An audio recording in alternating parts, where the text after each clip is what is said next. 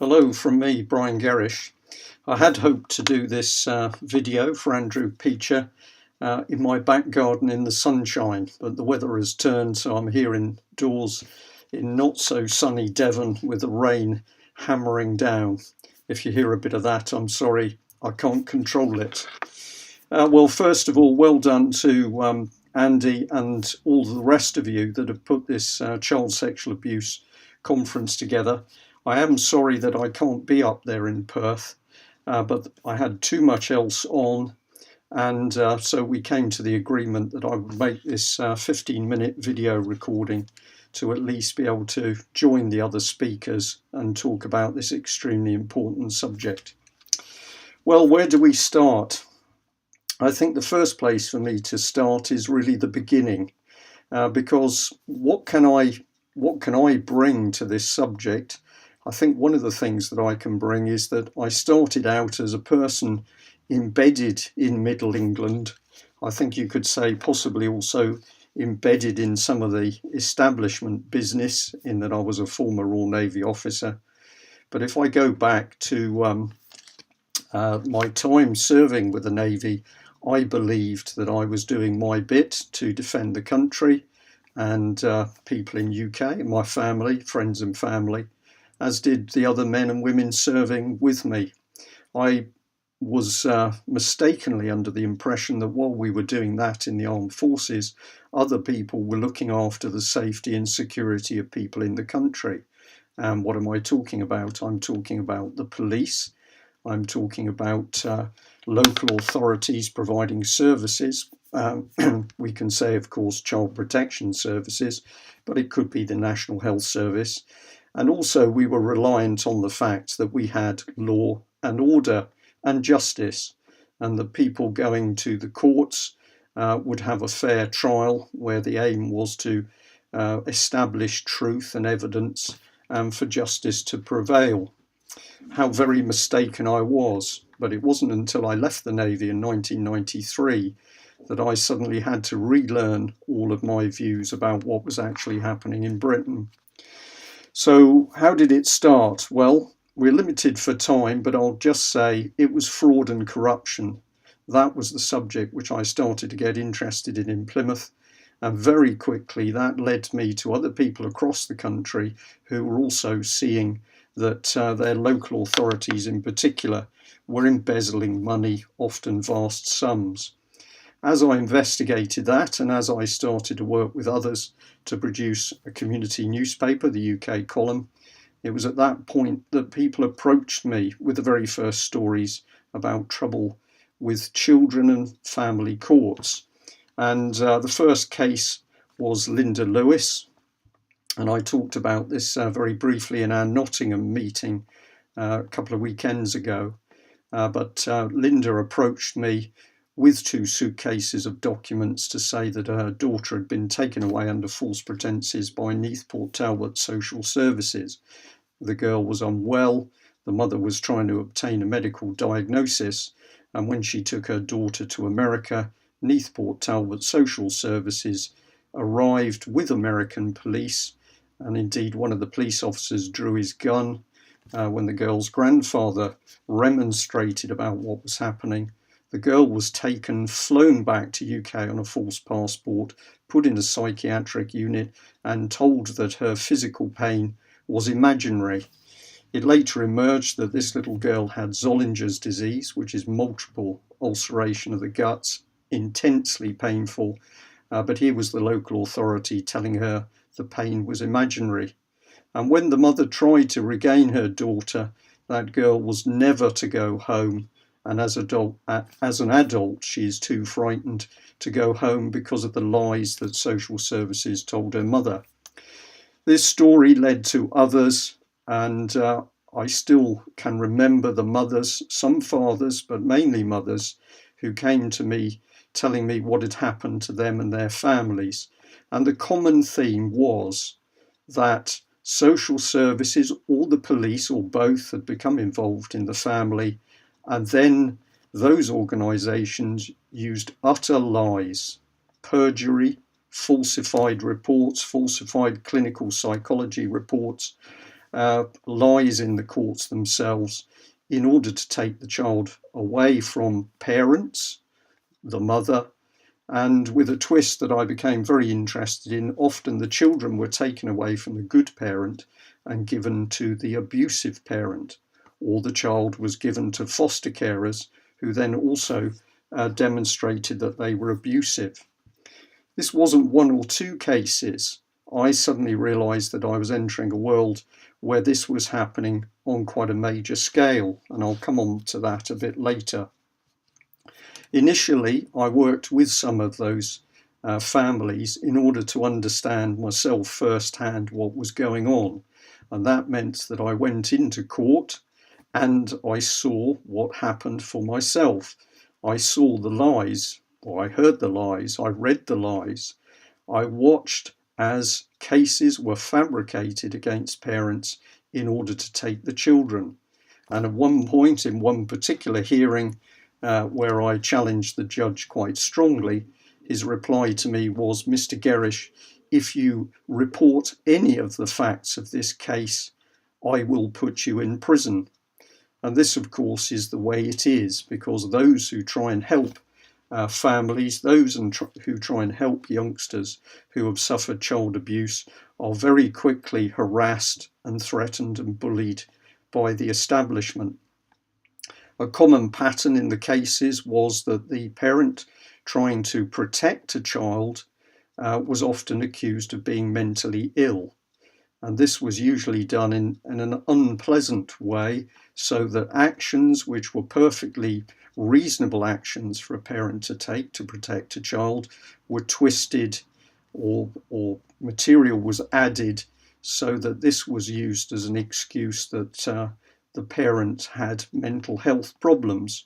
In Linda Lewis's case, there was the suggestion that she had Munchausen by proxy. She was getting some sort of personal thrill out of making up false stories about the medical condition of her daughter. In other cases, mothers were actually sectioned and put into psychiatric units in order to hasten the process and, of course, produce more material to say, well, mother or father's not fit to look after the child and therefore the child is taken. So what is the driving force for this? Well, initially it became apparent that anybody who touched the child from the point of view of the local authorities or social services made money. And I can say that at the moment, the figure that I have is that the moment those authorities touch a child, the child is capable of generating roughly £78,000.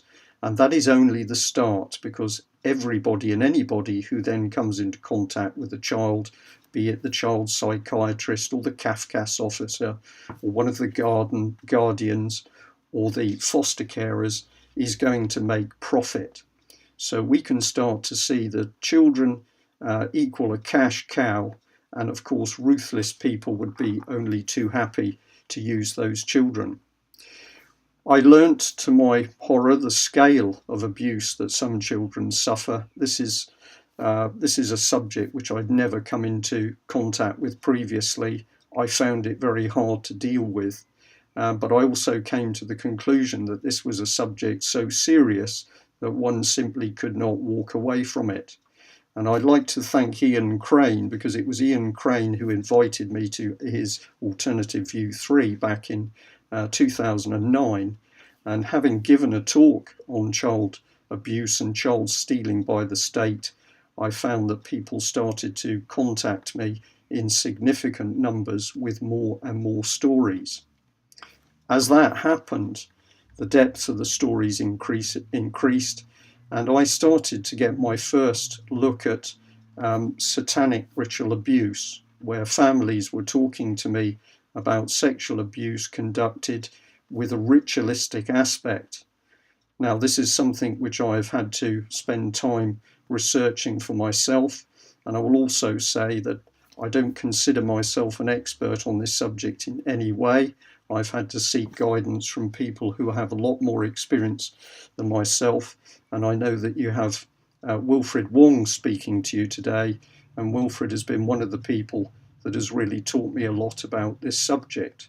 However, my own research, plus the advice that I've been given, leads me to believe that this form of abuse is real.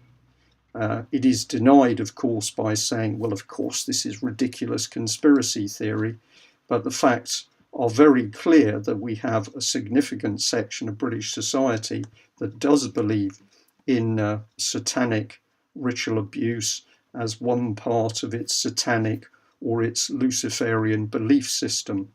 And in the audience for you today, I believe that Vicky Ash will be with you, and I'm sure that Vicky and indeed other people present can talk about this aspect with a lot more authority than I can.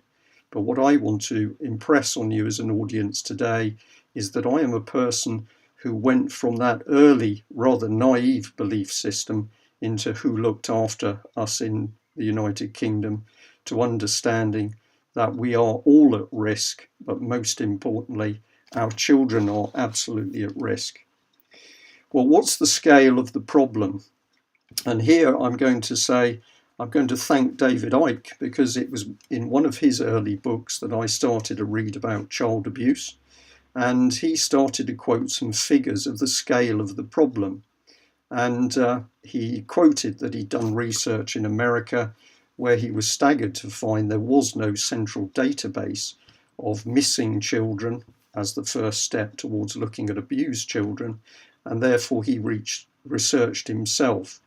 And if I remember correctly, he said that after he got information from some of the American states individually, he then extrapolated that for America and came up with an extremely large figure of how many children went missing in America. Well, what's the scale in UK? And this is where the mystery starts, because if we look to one of the major authorities to talk about how many missing children there are, let's say NSPCC or Barnardo's or indeed the government, they simply don't say. But where I can say we have information is from the old ACPO, Association of Chief Police Officers, and their figures are, for the last figure that I have, 330,000 people go missing in UK, of which 2/3 return, so roughly 100,000 do not return, they disappear, and of that 100,000, roughly 1/3 are children. So the figure we're talking about is 30,000 children disappearing per year, but we do not have any coordinated policy by the UK government to establish where those children are. We can also ask a question: why is it the parents are not concerned?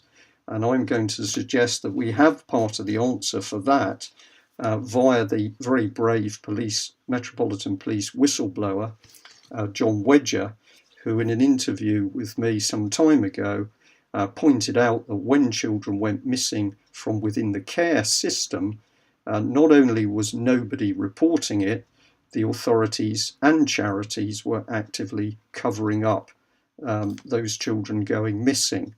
So if you haven't heard that interview with John Wedger, you can find that on the UK column website. Just search for Met Whistleblower. So here we have a massive problem. We have children going missing. We have the British establishment that will not talk about that scale. But of course, the next thing it does is everything possible to cover up abuse when it is blatantly obvious that it's occurred.